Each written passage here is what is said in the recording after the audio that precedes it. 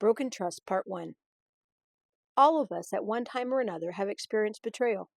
Some of us have lived through destruction at the most intimate level when those that we love cheated on us, lived separate lives, and ultimately tried to destroy the very essence of who we were as human beings. I'm not talking about short-term casual fling that leaves you with a broken heart, although that is very painful. I'm talking about the intentional, personal destruction of a human, a narcissistic relationship at the absolute annihilation level, way beyond control, way beyond power, way beyond jealousy, but rather a systematic erosion of the other person's self-worth, and core being. To this point that the person they are destroying almost doesn't exist anymore. They may look fine on the outside, but only a shell remains. A form of destruction that takes a tremendous amount of healing to find yourself again and go on living. Horses often endure things at a very similar level of trauma.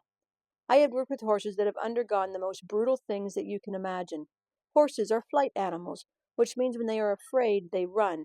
So taking away their legs is one of the cruelest things that you can do.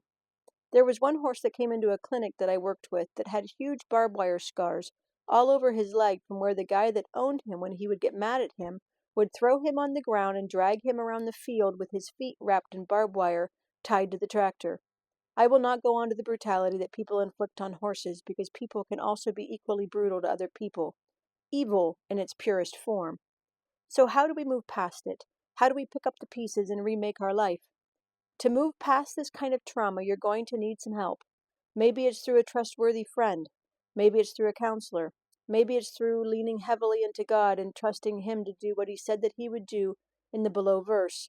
You are worth remaking. You will never be the same person that you were before this ordeal happened. That belonged to a chapter in the past. But it is not the end of a story, rather a new beginning. Pick up the pieces and put them back together again, like the Japanese do with gold, not glue. Straighten up your crown and get on with the purpose of your life. I believe that many of us have to walk through a trial similar to this, as the enemy is set out to destroy us, trying to derail us from our purpose but do not allow him to win. You are a child of the Most High God.